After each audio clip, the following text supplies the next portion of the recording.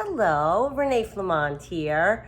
You guys, I think it's very important as we go for our next 500 videos to start out kind of with the defining and the outlining of the different aspects of the cycle that we go through when somebody has narcissistic personality disorder. The first of which, of course, is love bombing. That's when you encounter a narcissist. But as the next group of videos unfolds, it's going to be the love bombing, devalue, all of that. We're going to go through gaslighting. We're going to go through hoovering all over again. We have new people coming in all the time. And I want to make sure that we keep letting people know the different things they need to know to look out for in each of these stages. And I think what I've kind of bottom lined it as, well, not me, in all of the looking and viewing and learning that I've done, we have to keep in mind that throughout every single stage that they drag us through, it's about power for the narcissistic person. It's not about love at all. I mean, I really don't like being the bearer of bad news because we have some new people, right? And they're holding on right now. They're going through what we did a year ago, 2 years ago, 10 years ago. Some of you have been in this a long time. And they're devastated to hear what I just said, that it doesn't have anything to do with love and it has to do with power. But that's why this channel exists, because we're here to educate and empower, right? So I thought it would be a good idea to start out with the love bombing since it's where it started, and we'll go back to the basics and discuss this. You know, oh, and by the way, I realized my last video, I'm looking in the wrong place. I was looking like, I think here. If I film on a new device or a different device, I kind of take a minute to learn where to look. So now I'm pretty sure I'm looking in the right spot. So je m'excuse, video 501, I'm looking off the entire time. Love bombing, to start out with, they have to, and I can't stress this enough, in order for them to even get the opportunity to love bomb you, they have to get past the boundaries that you may have set for yourself when encountering new people, right?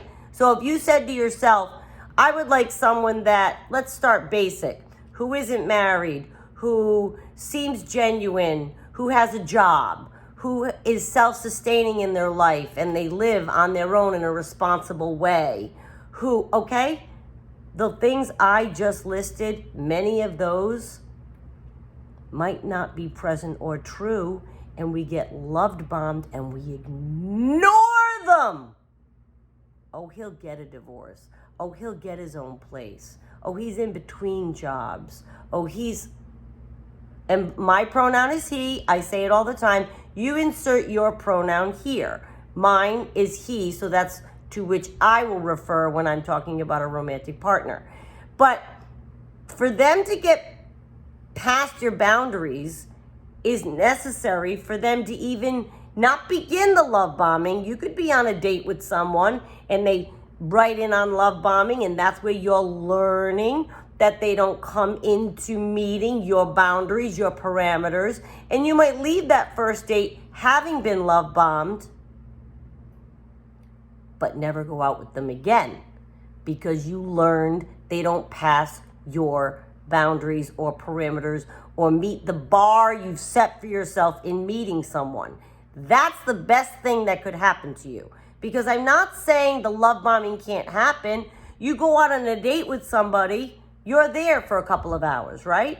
You don't know they're a narcissist. You have no idea. You just met them. Maybe you met them on the line, right? So now that's what the meeting is. You're going to get to know them. Narcissistic personality disorder, they're going to start love bombing you right away. That's what mine did. Date 1. That was supposed to be a meeting. Shame on me. Shame on me. I allowed it. So then I allowed date 2. Then I allowed date 3, right? And love bombing, I don't think we need to define, but just in case we do, it could come in any kind of form. It could come, I've never felt this way before in my life. Right away, the second you pulled up, I knew it. It was like my heart just went boom. There's a lot of women out there, and men. This can happen to a man, this can happen to a woman, who would swoon at that. They've been wanting to hear that their whole lives. They've been wanting to hear it their whole lives. You might be ripe to receive it. You might have come off a breakup. You might be heartbroken. You might be dating in order to distract you from your last breakup. And in comes this guy or gal who's love bombing you. And so you don't even pay attention that they go right over your parameters and they don't even meet your requirements. I'm here to tell you that if you have set parameters or requirements for yourself, you did them hopefully with forethought, with reason, with experience in mind that you'd learned before, and you learned to put these parameters in place. I'm still not looking at the right place. That's you right there. Right? So if I had, for example, I can only use my own example, but if I had followed with my parameters as this guy was going on and on and on date one, which ended up lasting, date one, that's a hint, usually lasts 12 hours, 8 hours, 5 hours. They go from one place to another, to another, to another. Whereas normally you might go, no, I'm gonna get going. I'll see you next time. Or maybe you don't even say that. A love bomber is like, you're not going anywhere. Let's go this and let's go that. And you're the most beautiful thing I've ever seen in my life. You can't leave me now. No way, I'm letting you out of my sight. It could come off sounding charming. I've never known anyone like you in my life. Now, somebody that does hold firm with their parameters, and I've mentioned this many times before, that's the person who the next day when you talk to them you say, how was your date? And they'll go, oh, please, you had to hear them. Laying it on so thick. And I'm always a romantic. So to those friends, I would have always said, oh, but give him a chance. Maybe he means it. Looking for Cinderella, endless romantic, ripe to receive love bombing. Right? Well, when I would say it to a person who is not ripe to receive love bombing, when I said that to a person who did have her parameters in place firmly, who did have her bar that she wanted to see reached firmly, the answer would be, are you out of your mind, Renee? You had to hear the guy. There's no way he can feel all that. The food didn't even come yet. We were there for 20 minutes. There's no way. There is something to be said for taking your time.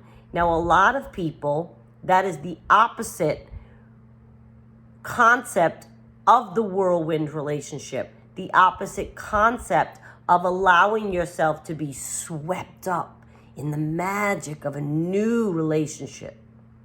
That all sounds wonderful. It all sounds like a nice movie love, right?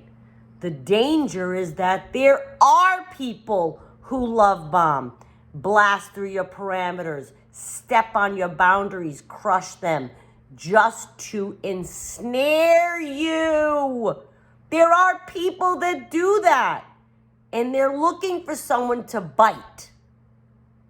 If I hadn't bit, that date would have ended. He would have gone on and found himself someone else. I bit. I want you to have your eyes open. And when in doubt, just slow down. And again, that's against the grain of someone looking for the big, sweeping romance. And I'm not saying that it might not be a big, sweeping romance. But if the person is genuine and they did fall in love with you the second you walked in the door, and they don't have narcissistic personality, and they just can't help telling you all of this language, and it's not love bombing, they're just telling you all this language because they really think that they meant, then you know what? You need to set the pace. The whirlwind, getting swept up moment sounds glorious. It looks in the movies glorious. In true life, they will wait and be patient and step back and respect your space that you're asking for to move slowly if they do, in fact, feel those things.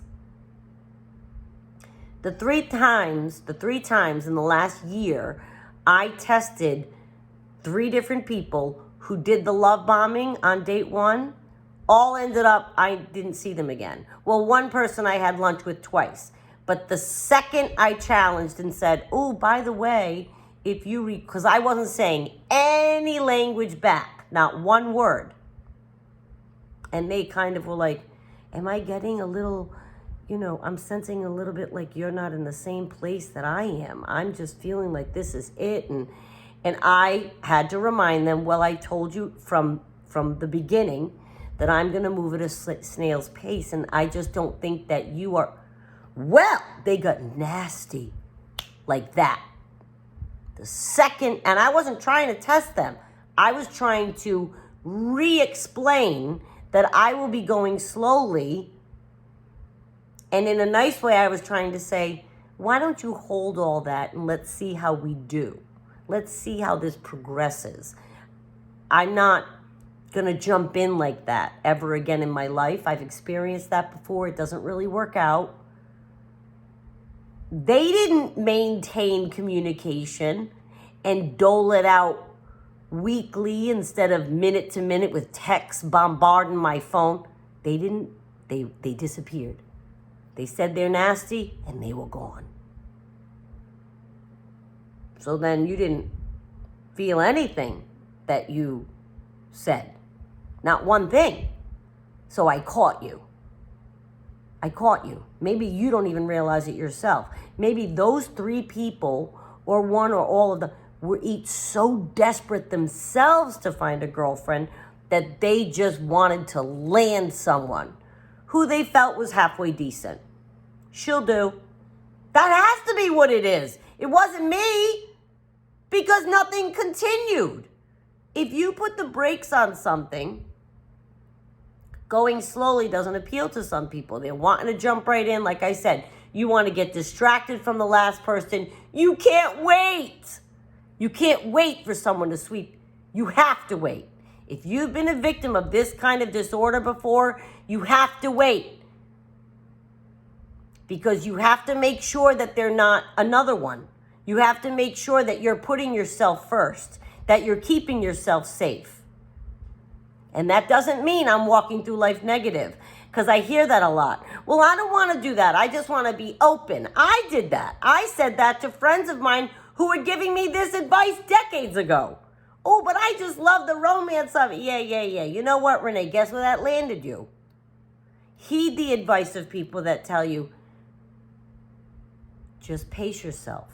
And if you express that to someone and they're in the dust, or they get nasty, or they don't understand, or they try to steamroll over it, those are all red flags that the person is not coming from a genuine intention.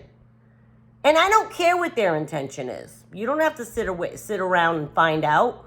I don't care what their intention is. I know it doesn't feel right on me. I know it doesn't feel right on me when somebody comes on that strong. I remind them. Because I start out saying, I don't move very quickly. I say it right out. So if they continue to steamroll after I remind them that I don't move them, then that's a huge sign to me. Steamrolling. So you're not respecting what I'm telling you I want. I'm not being mean. They get nasty. Well, figures. You're just playing games. I got told that. Games? Actually, just the opposite. I've been quite honest with you. We're on date 1, and I'm reminding you the day after date 1 when you're texting me every minute for the 12th hour and I'm not answering you, and you finally say, I'm not sensitive. Well, I told you before, I'm moving slow. Well, and then you never hear from them again. It's not even like in a month or 2 months or a week or 2 weeks. It was like, so by the way, I realized I went, a little fast, but I was just wondering how you were doing. I did feel a connection. I thought maybe we'd get together for lunch. Would that be all right? Would that suit you? Nothing. No. In the dust. If you feel you are encountering someone that they feel a little off, and you present any kind of a challenge, you got to watch how and I'm not saying you're testing them, but kind of, yes. This is your life. This is your heart. This is your path. And I just think that it goes a long way to show you if they are dysfunctional. If you were to say, that was a lovely dinner. How's next week if they ask you out again? Now, I'm coming tomorrow night and the next night and the next night and the next night. I would think that was a good thing. They like me so much already. They want to see me 7 nights in a row. Are you nuts, Renee? That's about control. That's about power. That's not about they fell in love with you. They want to see if you'll let them. They want to see if they can push through the boundaries you've expressed to them. They want to see if you'll drop everything and ignore what you've explained to them is important to you and allow them to come in. That's power and that's control. That's what that is. That has nothing to do with they fell in love with you and they can't stay away from you, which is how they will sell it with the love bombing. And they use love bombing throughout the relationship. They use it after a fight. They use it when they're hoovering you. They use it throughout the relationship. It's how they keep you. Because they're going to use that when you've had a fight, an argument, a bad day. They come back with that love bombing that they got you with in the beginning. That's what you've been hanging around to hear again. And that's what they keep you with, which leads you to be trauma bonded. That's another outline I've already made. We're going to go through all the aspects. This is the first one. I wanted to mention it because it's how they ensnare you. We have to be vigilant in the beginning because, like I said once before, you can't let them take you to the secondary location. Like in a crime show, they tell you, fight like heck at point A. Once they take you to point B, your chances go way down for survival.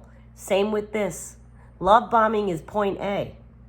So you want to exist there for as long as you can and assess what kind of person is in front of you. I thank you for watching. Please go ahead and hit sub, like, and share. And the next video, we're going to get into the devalue. Oh, one of my favorite topics. Have a nice day. I'll see you next time.